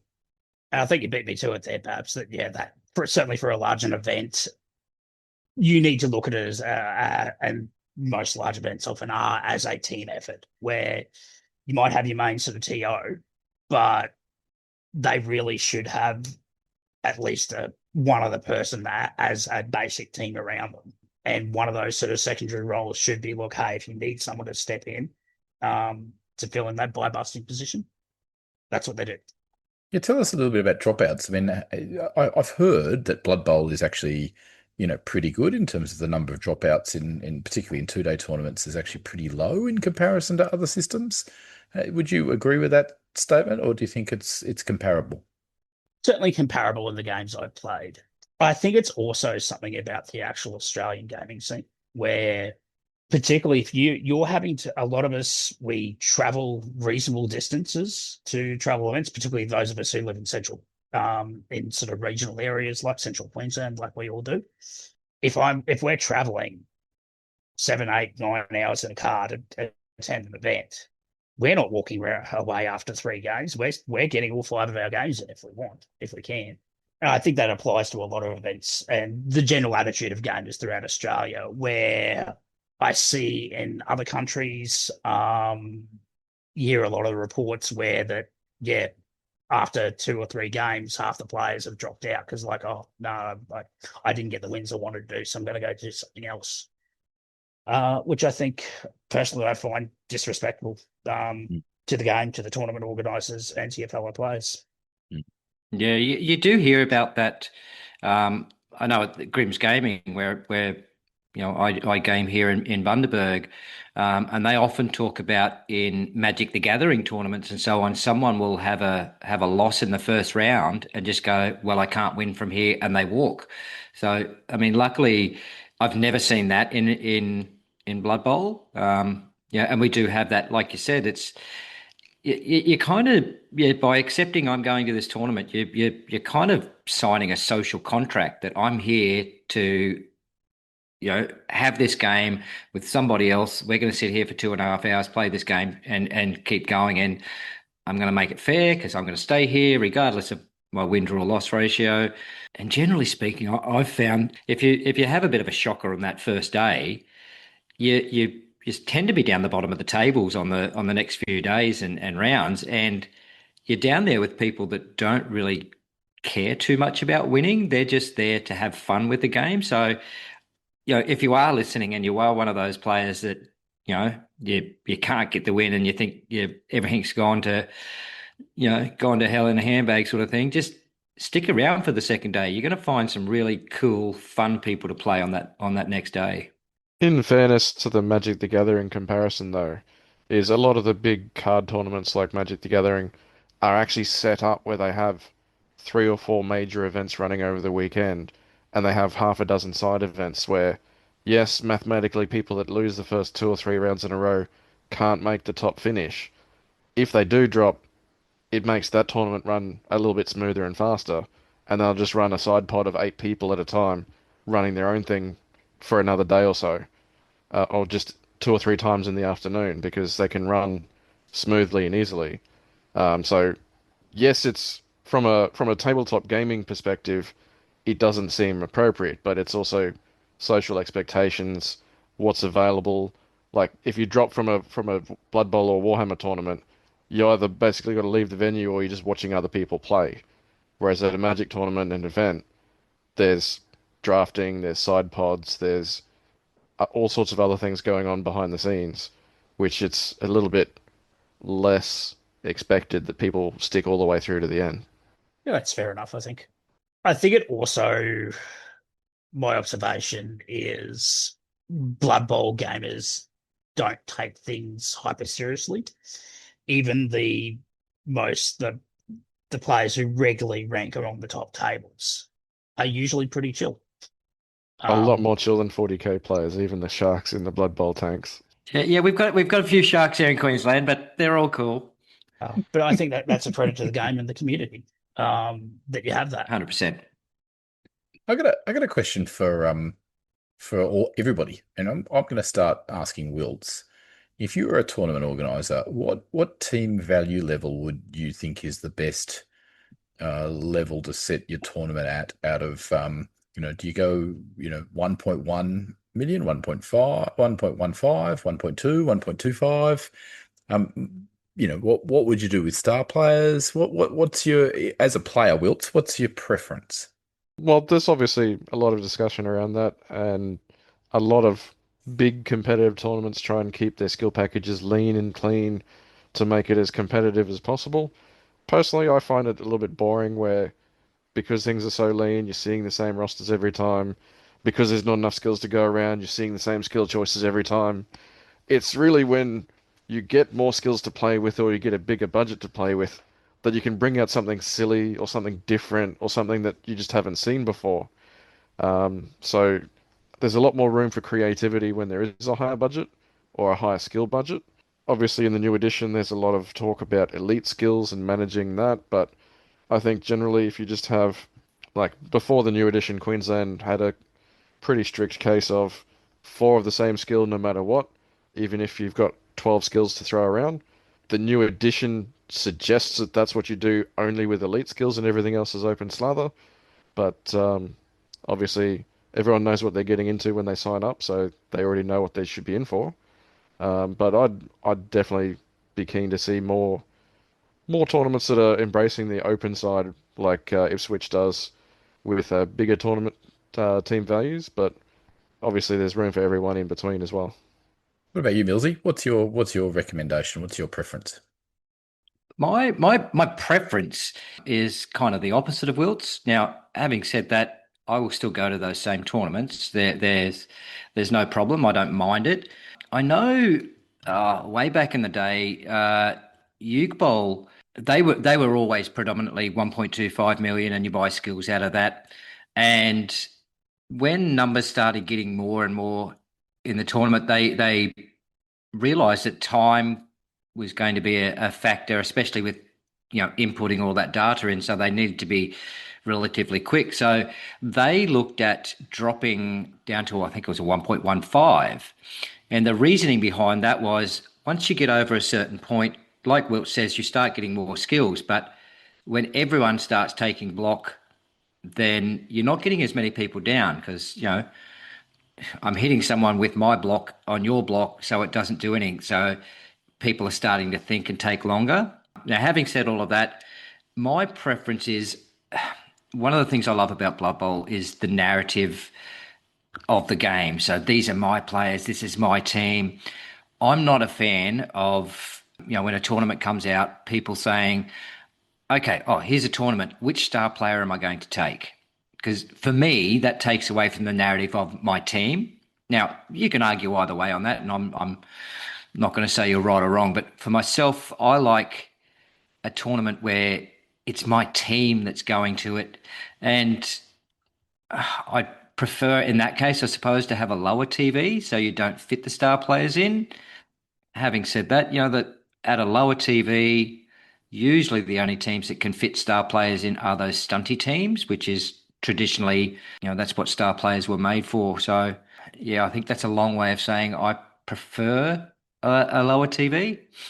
Yeah, and I think your point about the higher the TV, the more skills, therefore the less turnovers, and also the more rerolls, so the less turnovers, and because there's less player attrition, more players on the pitch, therefore turns take longer, and less turnovers, turns take longer. So you just need to factor that in as a tournament organizer. That if you've got a higher TV tournament pack, you just need to make the rounds a little longer. And I don't have a problem with that. I quite like a 2.5 hour round rather than a 2.25 hour round. But what about you, Wonna? Before we go to Wonna, Babs, you have never played a 2.5 hour game in your life. That's the minimum you've ever played, unless I've wiped you off the pitch first and you've only got 4 players. We're talking about Sorry, back to you, Wonna. At tournaments, Milsey. We're not talking about league. Oh, sorry, Wonna, back to you, mate. I guess you guys have played a lot more events than I have. But I really enjoyed Eucalyptus Ball last year. And I do enjoy the approach of your skills budget comes out of your TV sort of budget. So you've got those challenges to go, hey, do I include the star player or the big guy? Or do I take more skills? I like that as a choice or approach.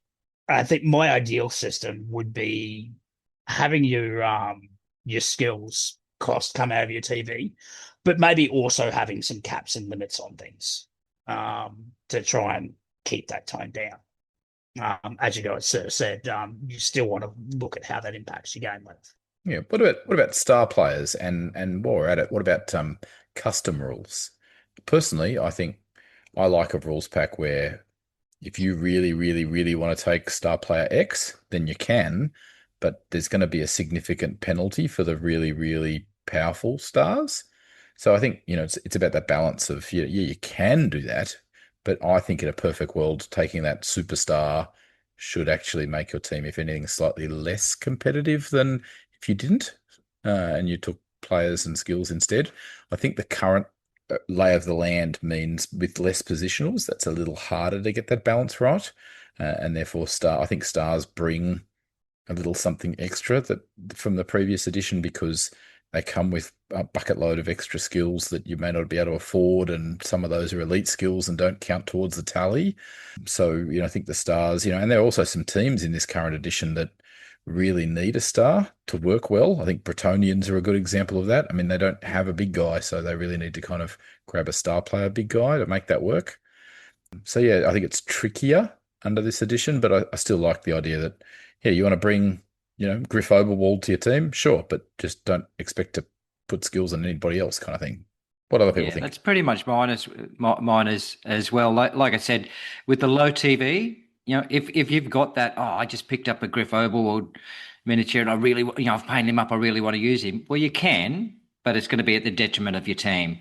I don't want to sound like one of those, back in my day kind of guys, but predominantly, teams were designed. Too late for that, mate. We're episode 26. I know everyone knows by now, but like back in the day. Oh, look, there we go. There's a statement for you. Teams were designed to play as a team, and stunties were by design.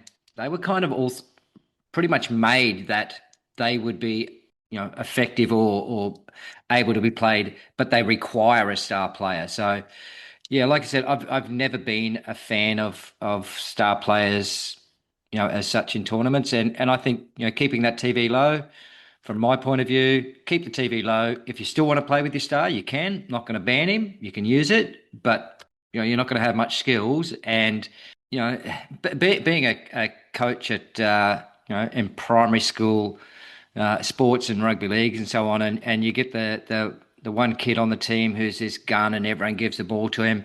When he goes down with a hurt knee or whatever, then you've got nothing left on your team and you just get flogged. So, how does your team feel then when you just got flogged because this high-priced guy is out of it? I'd rather build my team to be as optimal as possible. Having said that, I have used a couple of stars and I've loved them. Varag is amazing when I've used him. And I don't know the rest of you guys, but Varag, he did not have Lona when I played because he passed every one of them. So I suppose there's some good things with star players every now and then. You just like him because he's got green skin. What about you, Wilts? What's your advice about stars and custom rules? Well, I don't really have advice specifically, but I have an opinion, and obviously that's better than everything else. My opinion is that star players, yes, they come with a bunch of skills, but you pay for that in their hiring price. And a lot of tournaments around the place mean you have to buy access to star players out of your skills budget. And personally, my opinion of that is that you've already paid too high a price for their gold value, that it shouldn't be coming out of your skills budget at the same time. Pick one or the other.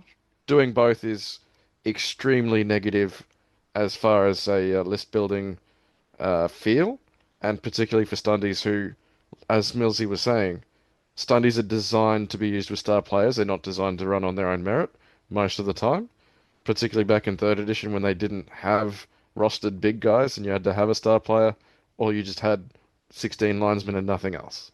Yeah, fair call. Yeah, I think my advice in terms of custom, weather or kickoff tables or star, custom stars that don't exist or custom inducements, that you're making for the tournament is, again, don't make them the killer. Don't make them really powerful. If anything, underpower them, and not undercost them, overcost them, so that they're not going to be a game breaker. Because at the end of the day, what you want is a positive experience for people. You don't want people to come along and say, well, I've got, my custom super squig star player who just, has ridiculous stats and, just eats everything on the pitch and nobody's left. That's just a feel bad for everybody. And, a bunch of people might not even notice that was available. So I think, you want to be careful not to overpower, don't build, custom stars to be overpowered. I think if anything, you want to err on the side of making them underpowered. Yeah, and I think it also depends on the actual tournament itself as well. So we've got 2 coming up in the very near future. So Lucha Bowl, I've said that right. Thanks, guys. Lucha Bowl is actually being, as we're recording, it's being played in a couple of days' time. That's down in Tasmania, and they have this zany, wacky thing where anyone can, or big guys can throw teammates and so on, and that's fine. Now, the next tournament we have coming up after that is a couple of weeks after, which is the Bundy Brawl, which I'm running, which is part of the Queensland qualifying series to make it into the ASC. And there's, it's in the 11s series as well. So there are points on offer, and it's a very competitive scene that people want to be doing that. So the Bundy Brawl would not be a good place to throw in those big star players. Whereas a one-off event like Lucha Bowl, and those guys down there, they're trying to build up the scene and they're trying to get some people to come down there. What better way to do it is to have some sort of, I don't want to use the word gimmick, but you want to have some sort of something that attracts people to come. And having, where everyone gets to have this mega overpriced star player might be the thing that works for that particular tournament. So you've really got to judge the attendees you've got and the type of tournament. If it's an end of season, end of year, hey, look, we've got a free weekend, I'm putting on a tournament, who wants to come? We're going to make it zany, we're going to make it wacky. That's the time you put in your big stars or your custom weather events or all of these sorts of things, but you don't put it in a competitive environment. Yeah, and just be cautious too with some of the Spike magazine, Spike journals have custom balls and custom weather events and custom for the pitches and whatever. Just be cautious. Some of those are not particularly well balanced either. Wonna, what's your opinion? I've certainly seen this in events in the past with custom sort of kick-off tables and custom weather events and the like. I think the number one consideration as a TO is, does any of this slow the game down? If it does, get rid of it. Yeah, it's good. And I know we've spoken about this as well, Babs, where you've often gotten rid of blitz or charge as it is now out of the kickoff event, partly for that reason. Yep. As for star players, I certainly agree with Wilts, where you need to have some allowance, particularly for the stunty teams, or other sort of teams that really do need them to function. But at the same time, and this goes back to your TV value and your skills package as well, it's great to see a variety out there, as well as packs that make your players make interesting and challenging choices when building their roster. And I think that's easier said than done, but it's great when it happens. Yeah, it's pretty perfect. Anything else anybody else wants to ask, Wonna? Or anything else, Wonna, you wanted to say that we didn't ask you about? This is something Millsy and I were riffing on a little bit before we sort of started recording as well, but touching on how else could you approach either both seeding your first round for your event, or even as a tiebreaker. And one of the things I raised was, well, the NAF has recently started in its statistics introducing an ELO ranking. Now, it's not a genuine ELO as I understand it. It resets every year, whereas ELO, from at least in the chess world, and I'm sure there's going to be chess players out there that are going to absolutely hammer me and correct me on this if I've got it wrong, but it's a lifetime thing. So if you actually had a lifetime ELO based on your NAF results, and maybe have the ability to adjust this or filter this and recalculate this based on addition or teams or something like that, I don't think it'd be too hard to build that data in. But then you could use that to determine your matchups for the first round of your event. Like tennis seeding, is that kind of what you're saying? Yeah, and we actually touched on the tennis example as well, where you don't want your top ranking sort of players matched up round one, but at the same time you don't necessarily want to have your top ranking player in the world against someone who's just started in the game and has done poorly at, say, 5 events in the row, and their ELO's in the gutter and they haven't had that opportunity to build it back up. That's also not a fair matchup. But if you had something there to work with, it'd give TO some options. And personally, I'd love to see the NAF, if anyone's listening, introduce a whole of career, whole of life ELO for coaches. All right. Well, Wonna, we'd just like to say thank you so much for coming and sharing your wisdom about organising tournaments and what to think about, and what considerations to have. I think you've shed some light on some areas that we can apply into the Blood Bowl world from other gaming systems. I just want to say thank you so much for your time. Thank you. Cheers, mate. I reckon that went well. Wilts, you going to ask the final question? Oh, yeah. Yes. Mr. Wonna, you might have some idea what's coming here. Oh, yeah. You want to hit us with it. That's brilliant. Nice. I like that one. Yeah. That was brilliant. You didn't even have to be told. Yes. It's nice to have a listener on who gets it. Yeah, we've found the listener that we have. It's Wonna. Hey, settle down. We don't have a listener. We're not Pautera. Oh, yes. Maybe leave that one on the cutting boys. room floor. No, I'm leaving fine. that in. Add it to I'm the leaving post that in. credits.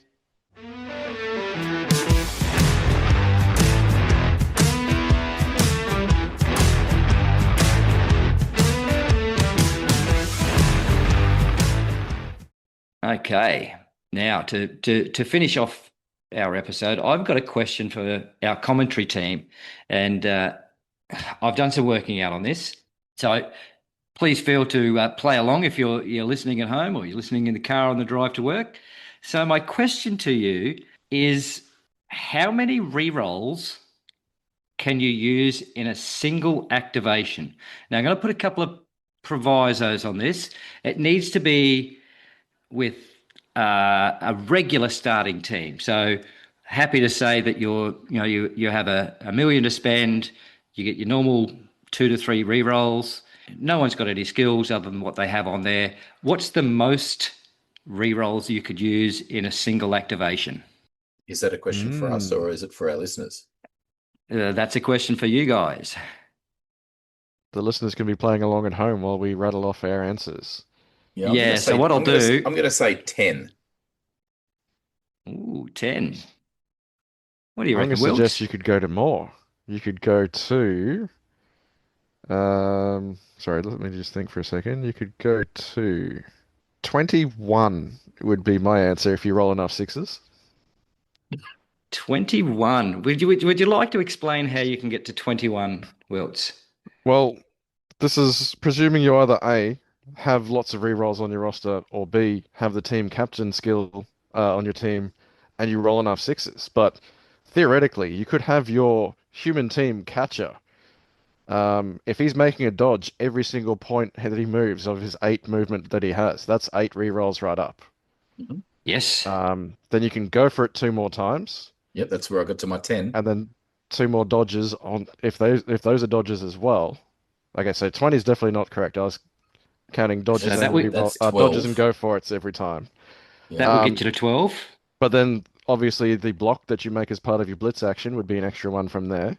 That's 13. And maybe if you've picked up a ball on the way through. You wouldn't dodge if you're blocking. If you're blitzing, you wouldn't be dodging. So therefore, that would be a substitution. You were still at 12. Well, presuming sorry, what? Well, either you're blocking as part of a blitz action. Oh, true. Yeah. Or you're dodging. Either way, it's 1 roll. So therefore, 1 reroll. Yeah, because blocking takes a point of movement. Sorry, yeah. You're right. And I was getting mixed up with go for it's and dodges on every single point on the way through. So obviously I'm completely off the mark there. But we had the same idea. Well, human catcher rushing twice.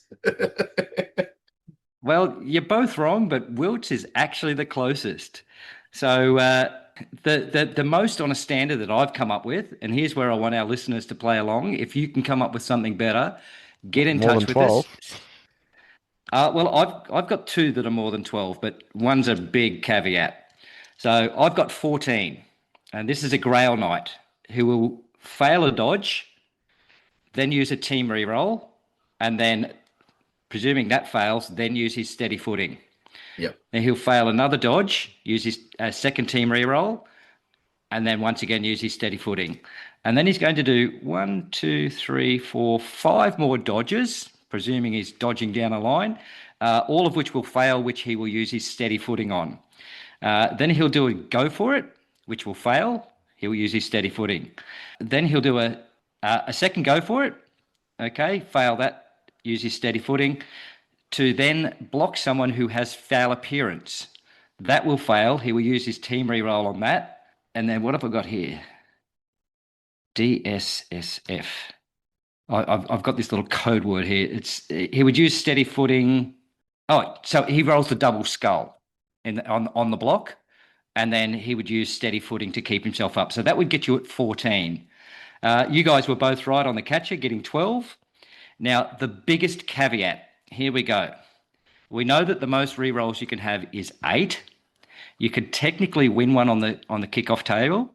So if you had a gutter runner who had sprint, sure feet, and steady footing, and you had 8 rerolls on the team, and you won a reroll on the kickoff, you would fail a dodge, dodge reroll, steady footing, fail a dodge, team reroll, steady footing, fail a dodge, team reroll, steady footing, fail a dodge, team reroll, steady footing, fail a dodge, do that 4 more times, fail a dodge, steady footing, go for it, use sure feet, that fails, steady footing, go for it, sure feet, steady footing, sorry, another go for it, use your last team reroll, steady footing, foul appearance, use your team reroll, then get a both down and use a team reroll, and you would actually go through 24 rerolls, providing, of course, you could roll lots of sixes. So if any of our listeners can come up with anything greater than that, both as a... Explain to me how Bretonnians and Skaven are getting team captain to get their team rerolls back. No. Skaven aren't. Skaven aren't, and it's steady the footing Bretonnians were using is counting steady, as the reroll. Yeah, the human catcher can you said get team 12. rerolls. You didn't just say rerolling dice results. You said team rerolls. Yeah, so if I'm using it, they've got 8 team rerolls plus 1 off the kickoff. Yeah, but and the team reroll fails, and then they would use their steady footing to reroll, not falling down, and then steady footing says if you pass it, you can then go on. So then he would do another dodge. Yeah, I thought you said at the start of the quiz, how many team rerolls can you use in one activation? No, it's. I thought that's what you said. I didn't think you said how many dice can be re-rolled in a single activation. If I did, I'm going to go back and go back and re-edit it to make it sound like I knew what I was doing. But if any of our listeners do come up with something better or different, please feel free to get in contact with us, and we will have some sort of prize for you. We've still got a few prizes left over from when we did the draft a couple of years ago there. So, and Chris Tattlesall from Tats Tabletop supplied the miniatures for that, and we had some spares, which he said happy for us to give out as long as we mention him. So if you can come up with something different or better explained than I have, we will send you something out. Yeah, no, we absolutely want to encourage our listeners. Now, just to recap, we want our listeners to let us know if they want a beach bowl pitch or a Down Under World Denizens pitch, and I'll post a picture of the Down Under World Denizen pitch on our Facebook group. Let us know what you think about is steady footing a skill re-roll. All right, now catch is a skill re-roll, dodge is a skill re-roll. Is steady footing a re-roll, or is it not? No. What? How is that even a question? It's a question. You know the answer. Shush. But Wilt, so Millsy, I think you might have raised something I want to introduce as a new segment, and I want our listeners to jump in and help name the segment. You've mentioned here that I think that you're maybe not such an amazing fan of steady footing. That maybe there's too many rolls allowed in an action with steady footing. I love it. I've taken 2 steady footing on my dwarf team. It's amazing. Love it. But 6 times it works all the time. I want us to 60% have of the time it works every time. Yeah. Now look, some of our compatriot podcasts have segments where people are able to put forward a controversial opinion. So in New Dice Please, they have hot takes, and in Get the Ref, they have unpopular opinions. What should Down Under World Denizens have? What should we have if we want to argue our case about a particular issue? We want an Aussieism that talks about that. What is it? What can we call this new segment? And then we will launch it sometime. Streaming. Maybe that's it. Yeah, that's it. Maybe streaming. Maybe he's on his high horse. It's got to be something. There's got to be some Aussieism. Tell us what it is. Let's name this new segment. And then I've got a few things bumbling around that I would love to get on my high horse about.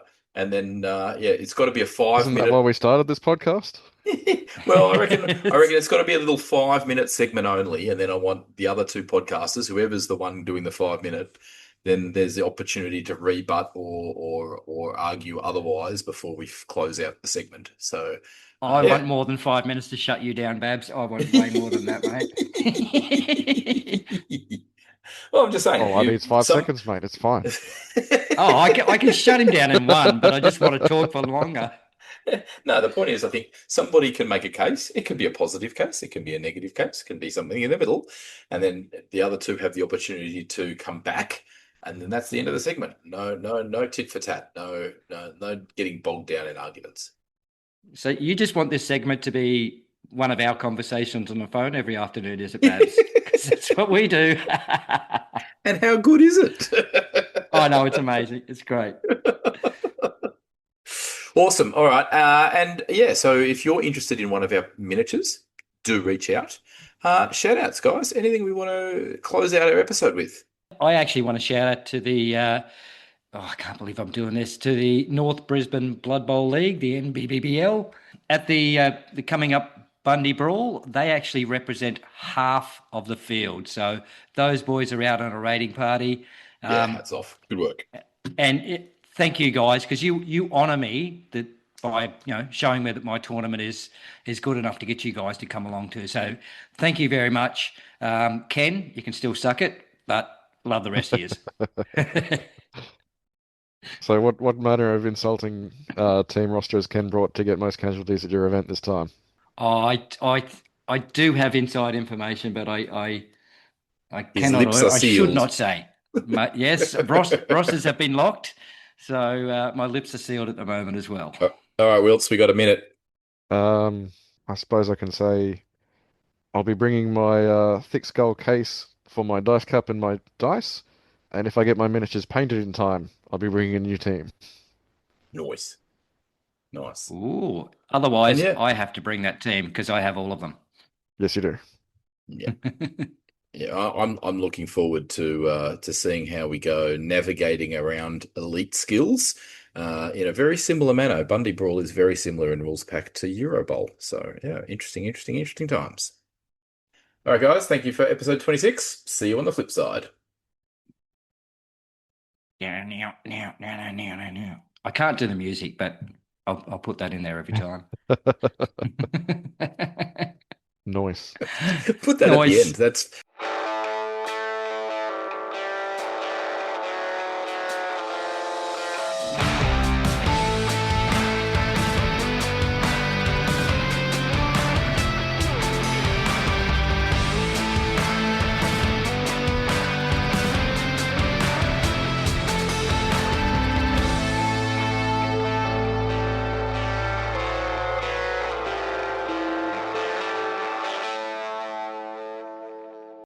Millions of peaches. Peaches for free. Millions of peaches. Peaches for me. Look out. Well, if it wasn't stuck in my head before, it is now. Peaches. You know, it's like Bowser singing about Princess Peach. Okay, we're actually recording now. Let Babs finish. Pause. Yeah. And by the time I do that, that's what we all do. Let Babs Yeah. finish. Let Babs finish. Yeah, let Babs finish. In my And 2.5 that's hours. Yeah. I held off from riffing you about your tearing and Bundy Brawl, Milsey. I'll do that in person, not in the recording. I mean, You'll be this is still pleased. being recorded. Well, what Wonna doesn't know is I have it on record now that he's going to riff me about my tiering system. So he may also want already to have. riff. He may also want to riff me about how I make his strength of schedule a lot lower and how I give him bad head-to-heads. Because now I've got all the inside guys. Down Under World Denizens discusses games, workshops, games and products such as Blood Bowl, Gutter Bowl, Dungeon Bowl and Crunch.